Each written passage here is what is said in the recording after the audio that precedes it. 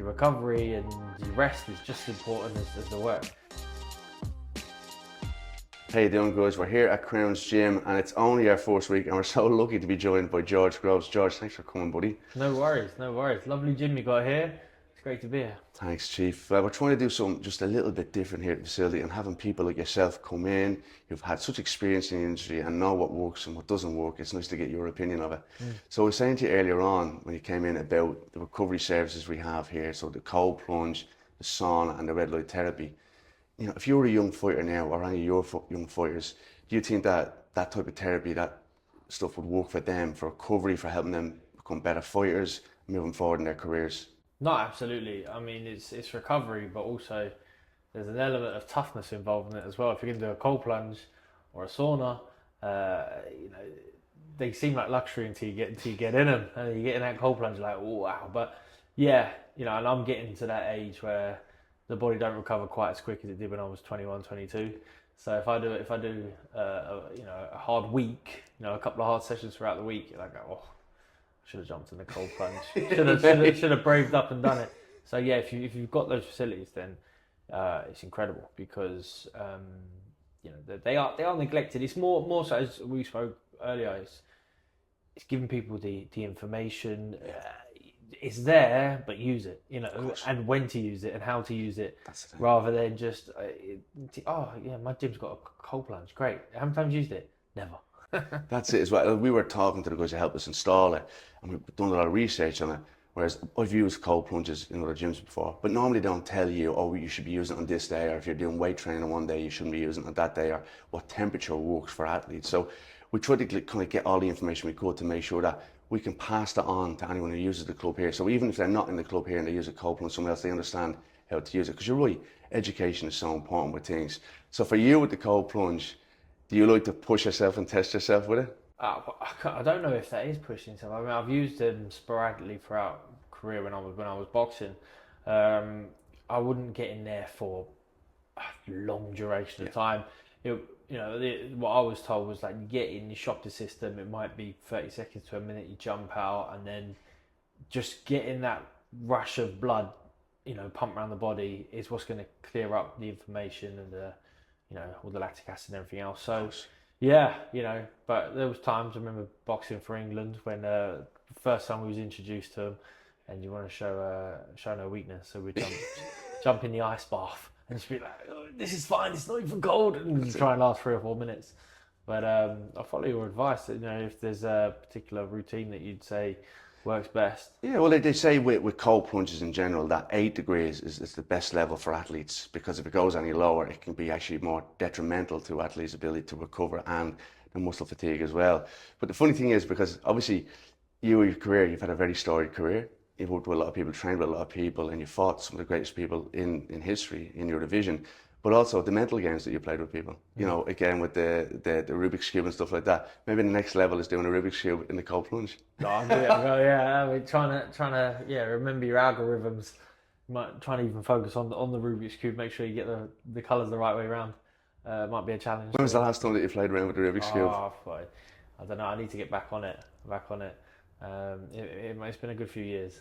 We'll have to get you in here, young Kyle, one of the coaches in here. He's a bit of a whiz with the Rubik's Cube. We might have a little bit of a Rubik's Cube off next time. Okay, yeah, next time. Give me a bit of notice. I'll brush up on it, and then, Of course, but don't worry. I think you'll be able to take him whether it's a Rubik's Cube or not. Only in the cold plunge, though. Tell me this. Now, obviously, your career has changed, and now you're training fighters and stuff like that.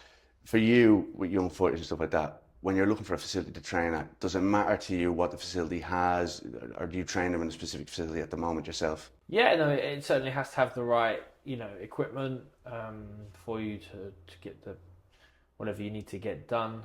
But as well as that, you need a lot of the right ethos, the right vibe, and sometimes it's hard to tell what you want.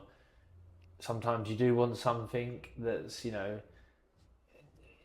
polished and nice and crisp and makes you fit. I always think that, everyone always leans into the spit and sawdust gyms, but they're good for building a bit of toughness, a bit of resilience. But also, if I'm a fighter, I want to feel $1 million. So, make sure that there are elements to your gym that are a bit bougie, a bit classy, a bit special.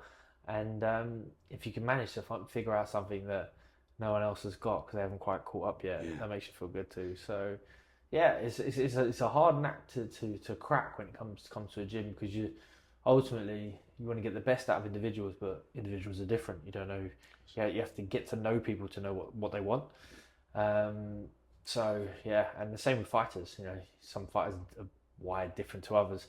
Some fighters just all they want to do is put themselves in the hurt locker. You know, they want to be battered and bruised. And you're like, no, actually, your recovery and your rest is just as important as the work. And then the opposite end of the scale where, you know, they don't want to break a sweat. They're divas. They want to break a nail. You're like, oh, no, I'm going to smash you up today. No place for Jake Pauls in the fight game.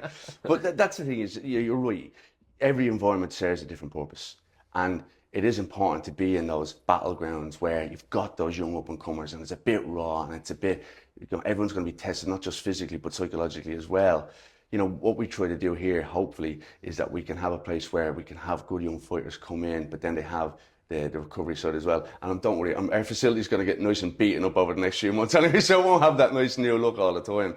But I was saying earlier on, I was thinking, you know, Daniel Dubois, we were talking about him fighting at Usyk at the weekend. Maybe he could have been better at getting off the canvas if he had it recovered in here at the facility a little bit more as well. Yeah, maybe. I mean, he got hit with some incredible shots.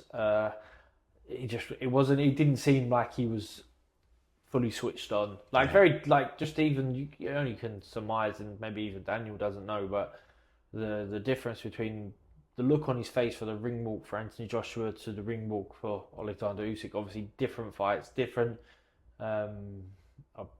different style of fighting about to happen, but Daniel in a different place within his life might have played a part. But yeah, he wasn't quite there, was he? Wasn't switched on. He wasn't at the races for Usyk, and Usyk certainly was, and maybe that was always going to be the challenge for Usyk after beating Tyson Fury twice. He's completed boxing, completed the heavyweight division. He's beaten all the top guys.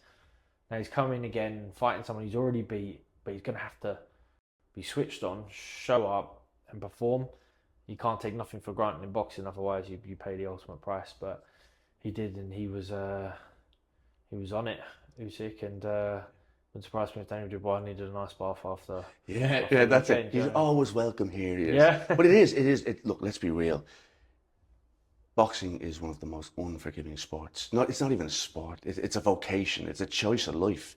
You know what I mean? So it's very, very difficult in that game when things don't go right and you don't have the right people around you, or just on the day it doesn't happen. So maybe Daniel can come in here, sit in the ice pad for a few minutes and just get his focus back as well. But hopefully you can bring your fighters over here as well and try and get the most out of the facility. Yeah. And we're really excited because hopefully you're going to come in and do a masterclass with us here at the facility and maybe show some of our boxers how it's done. We do have one of our coaches here, Robo, who's an absolutely massive fan of yours. So much so he's given me a t-shirt to get signed today for him. He sent it over, so he cannot wait to meet you. And there's a lot of buzz around you coming to the facility, but I really appreciate you coming in here, mate. It's so nice to be associated with you, and anything we can do for you guys going forward, please don't hesitate to ask. No, perfect. You're a gentleman, mate. You're an absolute gentleman. Thank you, brother. Cheers, nice one.